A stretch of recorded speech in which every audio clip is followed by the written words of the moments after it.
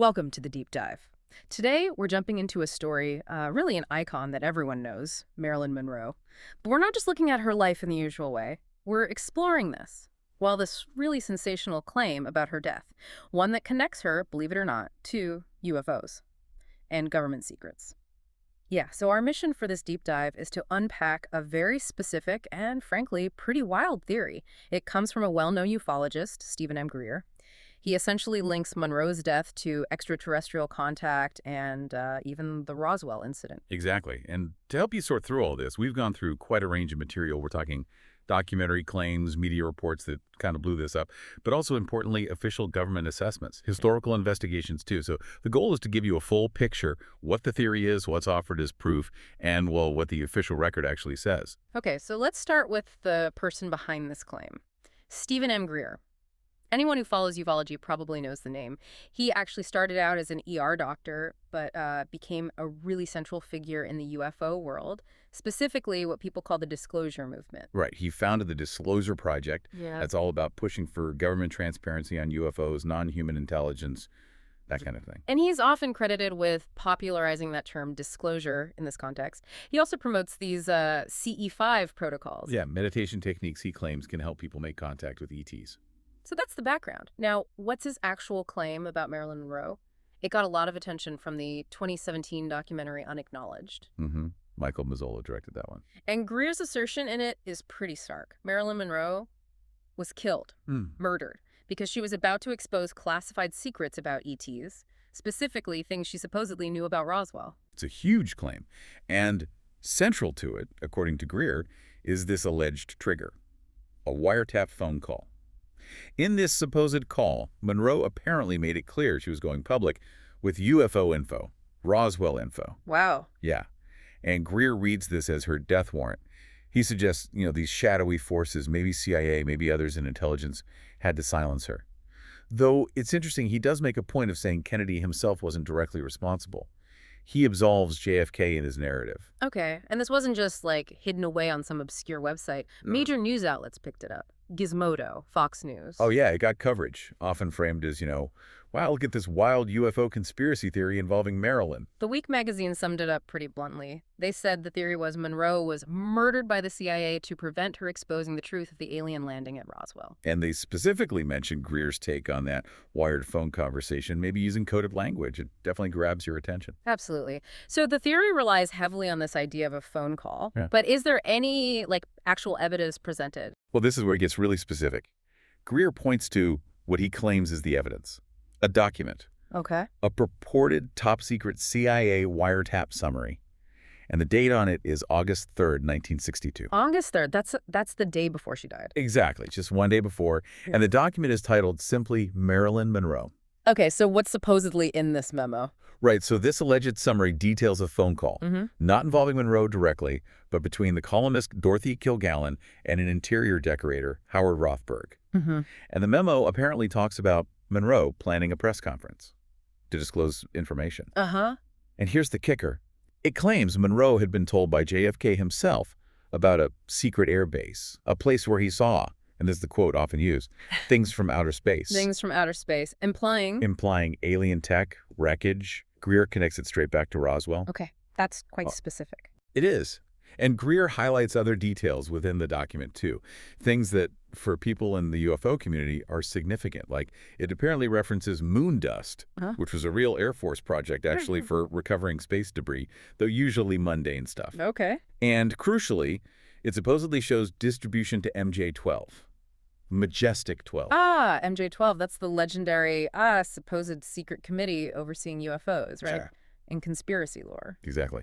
So mentioning MJ-12 is a huge red flag, or a huge piece of evidence, depending on your perspective.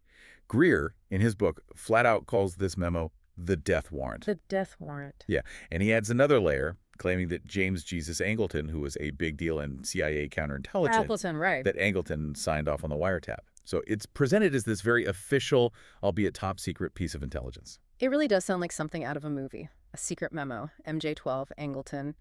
But, okay, stepping back, what do more mainstream sources, official investigations, say about all this? Well, that's where the picture changes quite dramatically. I mean, skeptics, historians, they generally view this theory as pretty fringe. The main criticism is the lack of solid, verifiable proof. It leans heavily on this one document hearsay and connecting dots in a very specific way. Speculative interpretation, maybe? You could say that. Captivating for sure. But the foundation is seen as shaky by mainstream standards. And what about the official investigations into her death itself? Not the UFO angle, just how she died. Right, those are pretty consistent. The original coroner in 1962 ruled it a probable suicide, barbiturate overdose. Probable suicide. Yes. And then years later, in 1982, because these rumors of murder and cover-ups persisted, the LA County District Attorney did a full review. They looked into everything again, all the allegations. And their conclusion? They found, and I quote, no evidence to overturn the original finding. They reaffirmed probable suicide. Okay, so 2 official investigations point to suicide. But what about that document, the death warrant memo Greer relies on? Has anyone, officially looked at that? Now that is fascinating. Yes, they have. The CIA itself did an internal review of that specific August 3rd, 1962 Marilyn Monroe document. The CIA looked at its own alleged memo. Correct. And their findings were detailed in a CIA memo from April 1995. It actually became public later as part of the JFK assassination records releases. Okay, so what did the CIA conclude about their own supposed wiretap summary? They concluded it's a fake. Fraudulent. Fraudulent. Why? Well, they gave specific reasons. They said, okay, the format kind of mimics how reports looked back then, superficially. Right. But the actual content, the substantive information and presentation, they said, was foreign to normal intelligence gathering and reporting. It just didn't read like a real report. And things like the control stamps, the administrative markings, also not typical of genuine CIA documents from that era. The CIA reading room online basically summarizes the same conclusion. A spokesperson reportedly called the whole claim baseless. Wow. So the agency it supposedly came from says it's not real. Pretty much. And there's another important connection here. The mention of MJ-12 in that memo. Yeah. That puts it into a category of documents the FBI has already investigated. The FBI has officially labeled the whole set of MJ-12 documents they examined as completely bogus.